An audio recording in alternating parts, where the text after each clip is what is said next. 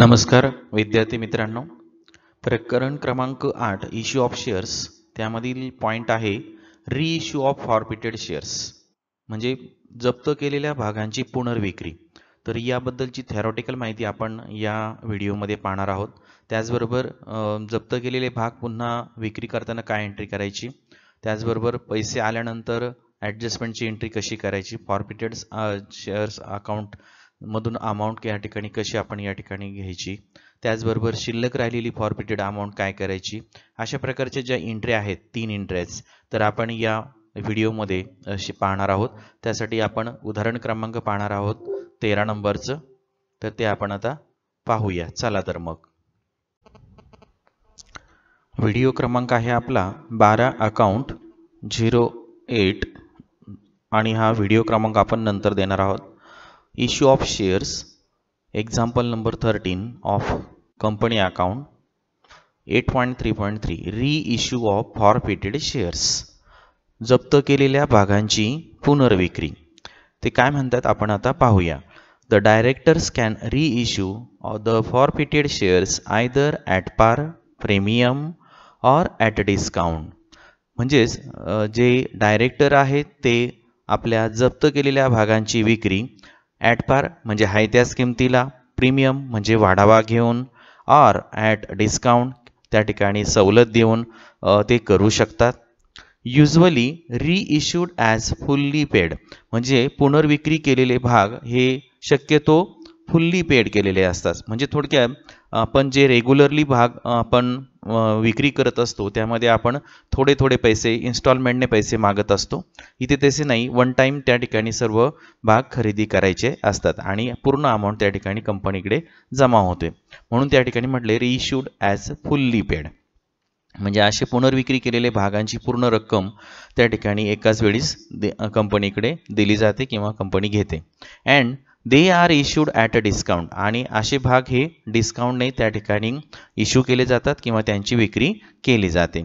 However, the amount of discount allowed on reissue should not exceed the amount which has already been received, the forfeited amount in respect of these shares on their original issue।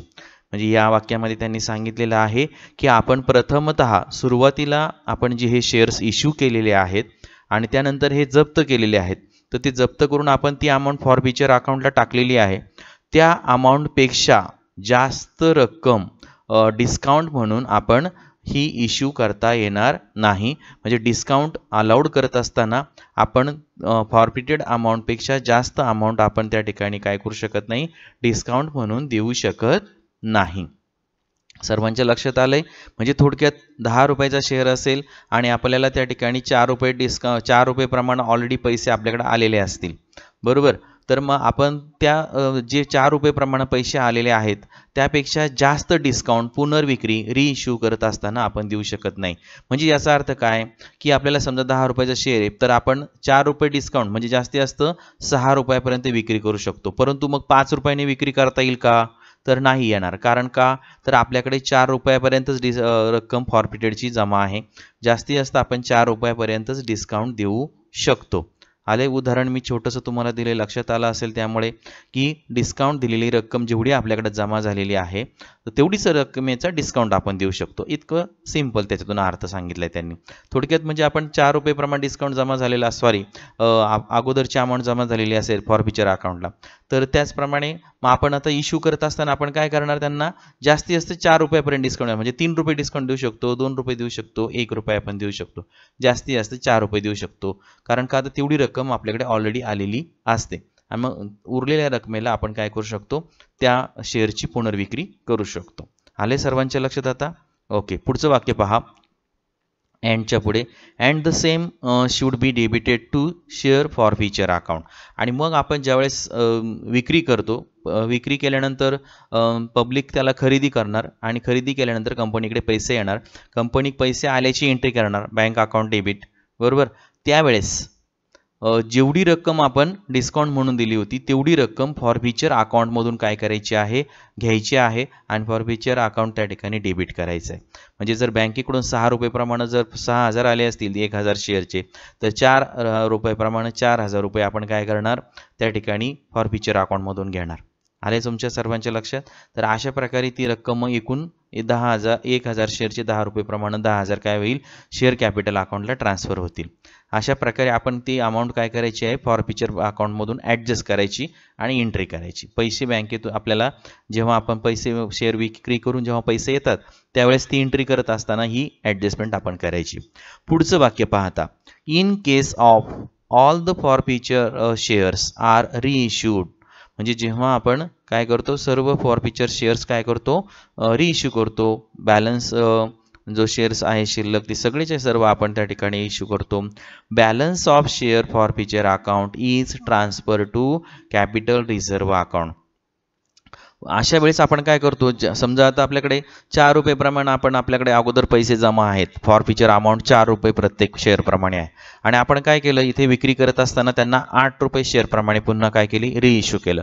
तर 8 रुपये प्रमाणे 1,000 शेअरचे 8 रुपये प्रमाणे पुन्हा काय होईल, fully paid असल्यामुळे 8,000 रुपये येतील. मग 2,000 रुपये इथे कमी पडले, तर 2,000 रुपये आपण फॉरफिचर अकाउंटमधून ट्रान्सफर करणार. म्हणजे forfeiture account debit to 2,000 to share capital account credit 10,000. अशा प्रकारची एंट्री होईल. आता फॉरफिचर अकाउंटला आपल्याकडे 4 रुपये आपण ऑलरेडी आपल्याकडे शिल्लक होते प्रत्येक शेअर मागे, तर पण इथे आपण 2 रुपयेच यूज केले. राहिले किती फॉरफिचर अकाउंटला शिल्लक, 2 रुपये. आणि मग 2 रुपये 1,000 शेअरचे म्हणजे 2,000 रुपये आपण फॉरफिचर अकाउंटला शिल्लक आहेत. अशी शिल्लक रकमेचं काय करायचं, तर इथे त्यांनी आपल्याला सांगितलेलं आहे, in case of all forfeitures shares are reissued balance of share forfeiture account. म्हणजे फॉरफिचर शेअर्स रिइश्यू झाल्याच्या नंतर जेवढा बॅलन्स फॉरफिचर अकाउंटला शिल्लक असेल, जेवढी रक्कम शिल्लक असेल ती रक्कम is transfer to capital reserve account. ती रक्कम काय करायची, कॅपिटल रिझर्व्ह अकाउंटला ट्रान्सफर करायची. आले सर्वांच्या लक्षात. म्हणजे इथे आपल्याला तिसरी एंट्री या ठिकाणी करावी लागणार आहे. ओके. मग बॅलन्स मग समजा मी दिलेल्या उदाहरणाप्रमाणे 2 रुपये बॅलन्स प्रमाणे 2,000 रुपये जर फॉरफिचर अकाउंटला शिल्लक असतील तर इथे आपण एंट्री करणार share forfeiture account debit 2,000 to capital reserve account credit 2,000. अशा प्रकारची एंट्री त्या ठिकाणी होणार. सर्वांना reissue of forfeited shares point समजला थेरॉटिकल. म्हणजे आपल्याला आता आपण काय करणार, पहिल्यांदा फॉरफिचर शेअर्स विक्री केल्याची एक एंट्री करणार, त्यानंतर पैसे आल्याची एक एंट्री करणार, पैसे कमी पडलेले आपण फॉरफिचर अकाउंटमधून त्या ठिकाणी घेणार, फॉरफिचर अकाउंट डेबिट करणार, ही दुसरी एंट्री. आणि त्यानंतर फॉरफिचर अकाउंटला जर अमाऊंट शिल्लक राहिली ती अमाऊंट आपण कॅपिटल रिझर्व्ह अकाउंटला ट्रान्सफर करणार. ही आपल्याला तिसरी एंट्री या ठिकाणी करावी लागेल. तर ही आहे रिइश्यू ऑफ फॉरफिटेड शेअर्स. यावर आधारित उदाहरण आपण लगेच पाहूया 13 नंबरचं. तर चला, company forfeited 1,000 shares of ₹10 each for non payment of final call ₹2. म्हणजे कंपनीने काय केले आहे, 1,000 शेअर्स 10 रुपयाचा एक हे जप्त केलेले आहेत आणि फक्त फायनल कॉल 2 रुपयाचा जो आहे तो त्या ठिकाणी पेमेंट त्याचं मिळालेलं नाही, म्हणून हे 1,000 शेअर्स की कंपनीने जप्त केलेले आहेत. आता बघा, इथे जप्त केल्याची आपल्याला पहिल्यांदा एंट्री करावी लागेल, 1 नंबरची एंट्री. त्याच्यानंतर all the forfeited shares were reissued at ₹6 per share fully paid. मग आता काय केलं पुढे कंपनीने, जेवढे फॉरफिटेड शेअर्स होते त्यांनी परत 6 रुपयाला एक याप्रमाणे पूर्ण रकमेसह त्या ठिकाणी त्याची विक्री केलेली आहे. म्हणजे इथे आता पूर्ण विक्री केल्याची परत त्या ठिकाणी दुसरी एंट्री होईल. आणि त्याच्यानंतर समजा आपण आता इतक्यात वरती पाहिलंय बरोबर, शेअर्स कॅपिटल आपण किती पेमेंट आलं फॉरफिचर अकाउंटला किती गेलं त्याची एक एंट्री, त्याच्यानंतर परत आपण 6 रुपये प्रमाणे इश्यू केली त्याची एक एंट्री, आणि इथे आपण फॉरफिचर अमाऊंट त्या ठिकाणी ॲडजस्ट करणार. शिल्लक राहिलेले फॉरफिचर अकाउंटची अमाऊंटची काय करायची, तिसरी एंट्री करायची. जर अमाऊंट फॉरफिचर अकाउंटला शिल्लक राहिली तरच तिसरी एंट्री होईल आणि ती रक्कम आपण आता जस्ट पाहिलं की इथे कॅपिटल रिझर्व्ह अकाउंटला काय करायची आहे, ट्रान्सफर करायची आहे. तर बघा, आता या उदाहरणामध्ये आपल्याला 2 एंट्र्या तर स्पष्ट दिसत आहेत आणि जर अमाऊंट उरते तर तिसरी एंट्री ऑटोमॅटिकली होऊन जाईल. मग पहा, आता पहिल्यांदा आता बघा 1,000 शेअरचे 10 रुपयाला एक, बरोबर एवढे आपले कॅपिटल आहे. म्हणजेच आता आपण पहा, नोट्स पहा, मी नोट्स काढून दाखवतो छानपैकी तुम्हाला. बघा सोल्युशन, त्याच्या खाली 1 नंबरची नोट आहे.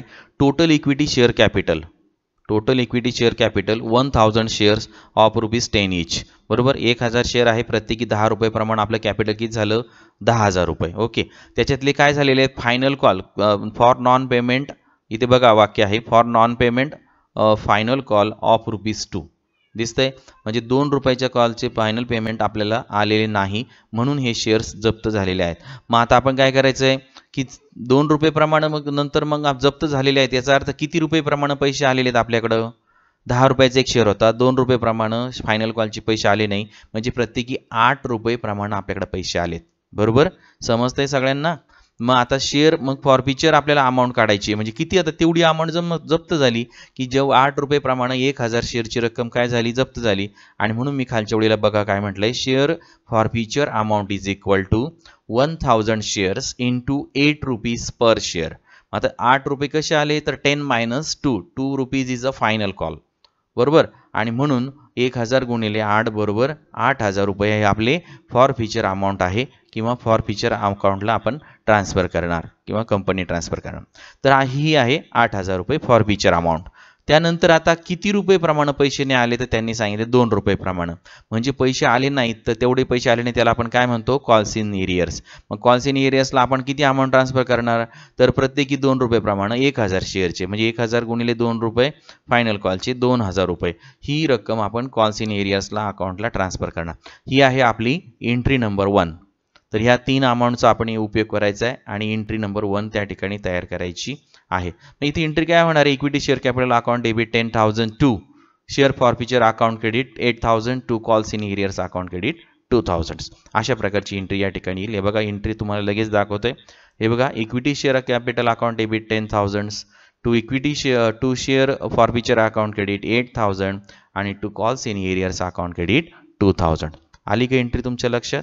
म्हणजे आपण आता पूर्ण रक्कम अगोदर घेतली शेअर कॅपिटलला, त्याच्यानंतर फॉरफिचर अकाउंटला 8 रुपये प्रमाणे पैसे आले, ते जप्त केलेत, तर तेवढी अमाऊंट आपण शेअर फॉरफिचर अकाउंटला क्रेडिट केली आहे.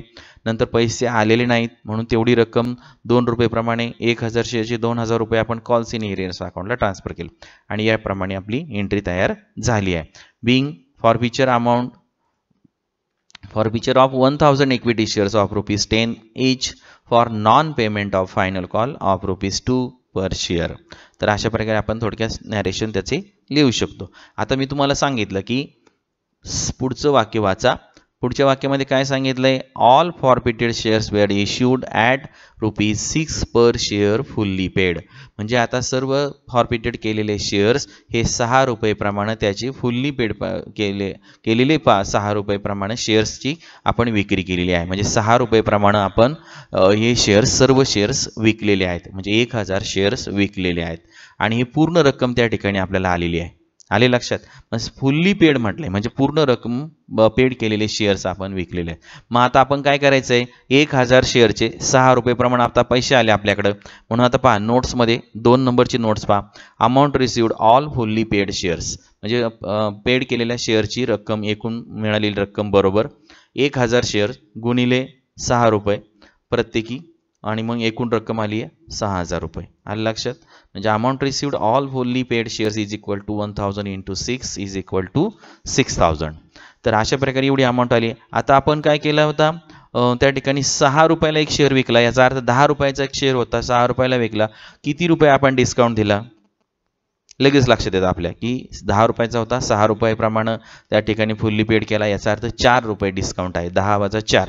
आणि म्हणून मी सेकंड लाईन पहा नोट्समधली, डिस्काउंट ₹4 कसा आला तो, 10 - 6 दिसते सर्वांना. तर पर शेअर प्रत्येक शेअर मागे किती आला, 4 रुपये डिस्काउंट आला.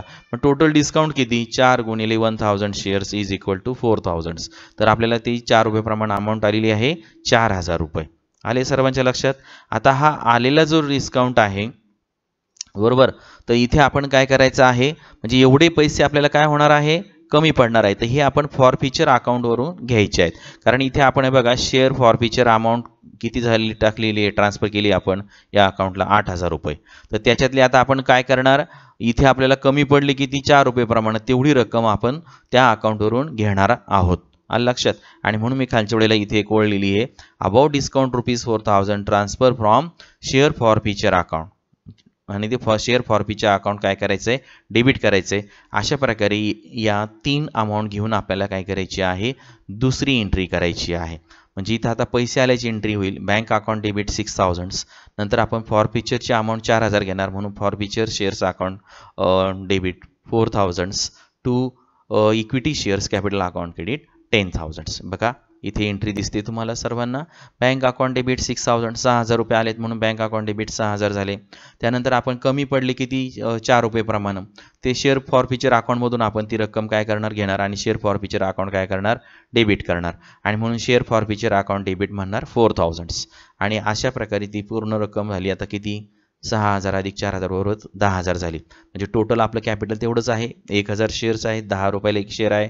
टोटल 10 रुपये प्रमाणे आपण ती शेअर कॅपिटलला ट्रान्सफर करणार. आणि म्हणून इथे आपण लिहिलं to equity share capital account credit 10000. आलं लक्षात सर्वांच्या. आणि खाली आपण नॅरेशन लिहायचं आहे, बिंग री issue of 1000 forfeited shares at the rate ₹6 per share.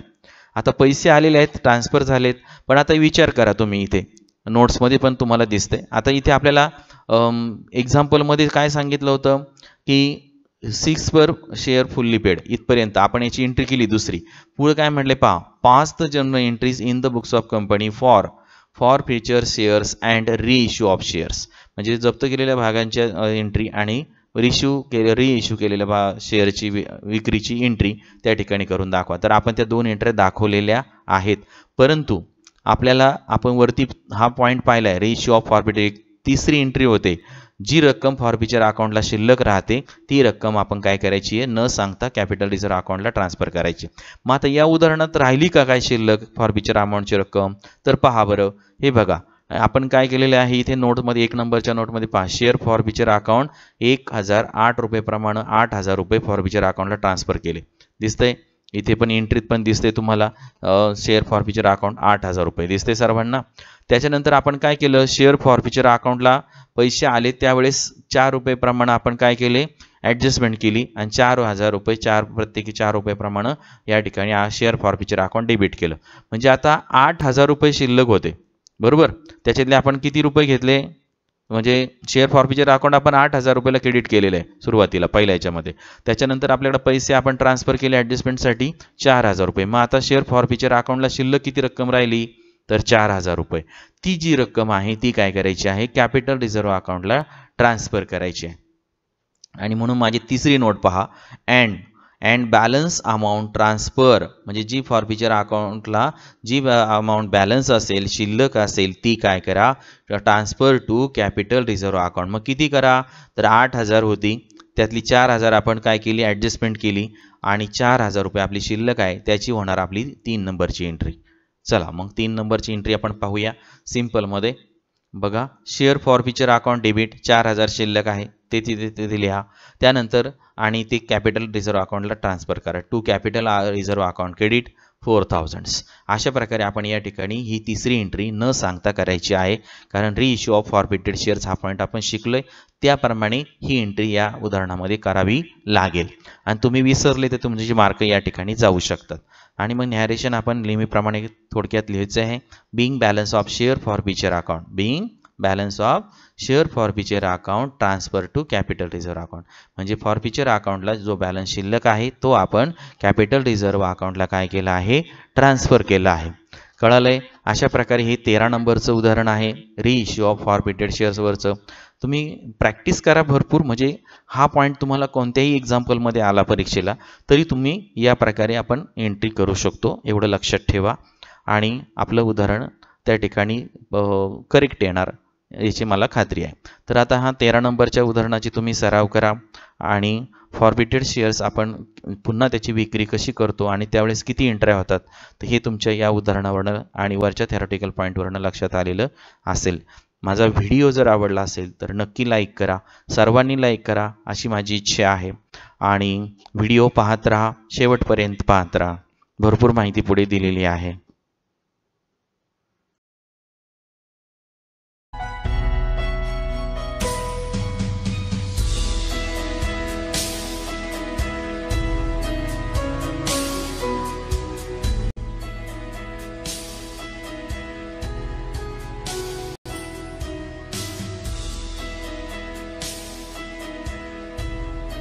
Thanks for watching my video.